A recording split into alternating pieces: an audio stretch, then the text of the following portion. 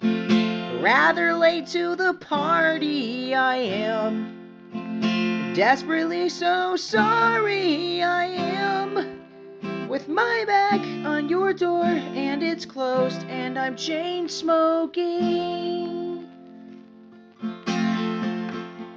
This is a short collection of a few examples of a new style, not so much of music, but towards music, that I have developed recently called Bernys Immersive Music, or BIM, which is heavily inspired by Helen Bonny's Guided Imagery and Music, or GIM.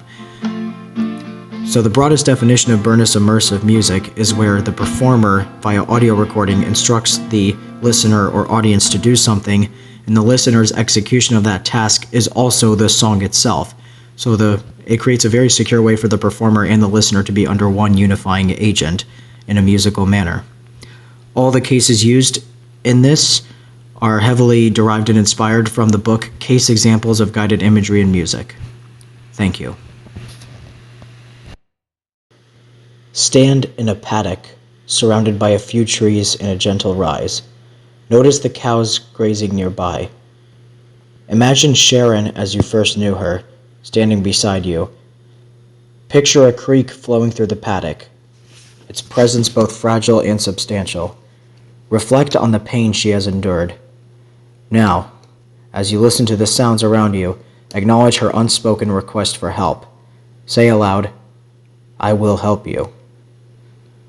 Wait for a response, and in the silence that follows, let the weight of your words settle into the landscape around you. This act of acknowledgement and commitment is the song.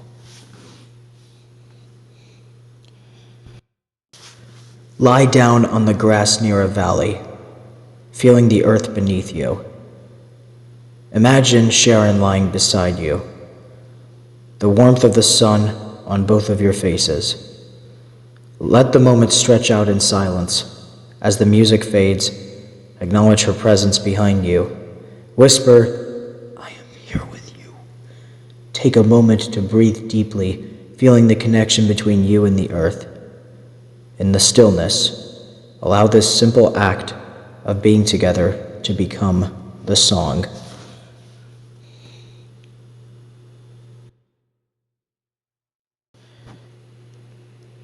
Close your eyes and let your mind wander. Imagine a lump between you and Sharon. Picture it as a stone, a rock, gray like granite, yet the music suggests it's soapstone, soft and workable.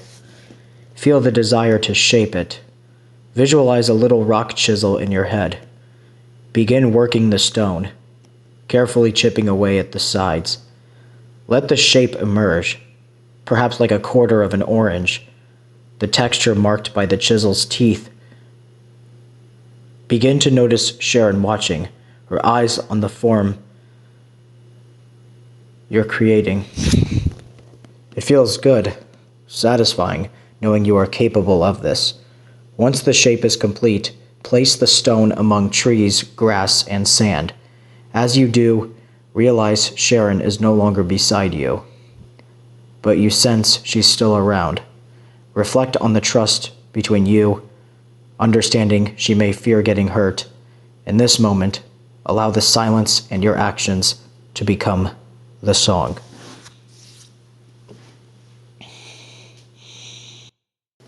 Sit quietly in a car with Sharon beside you. She points to something in the car, but you hesitate to look closely.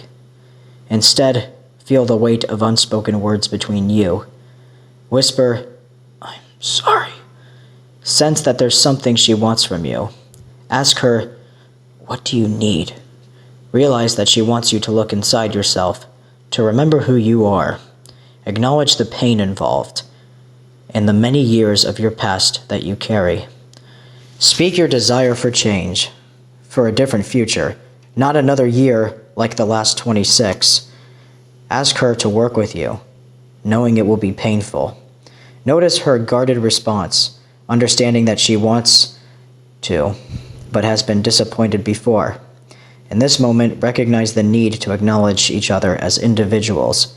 Feel her hearing you, even if she remains protective, wounded by past hurts. Sit with the silence, letting the moment and your words become the song.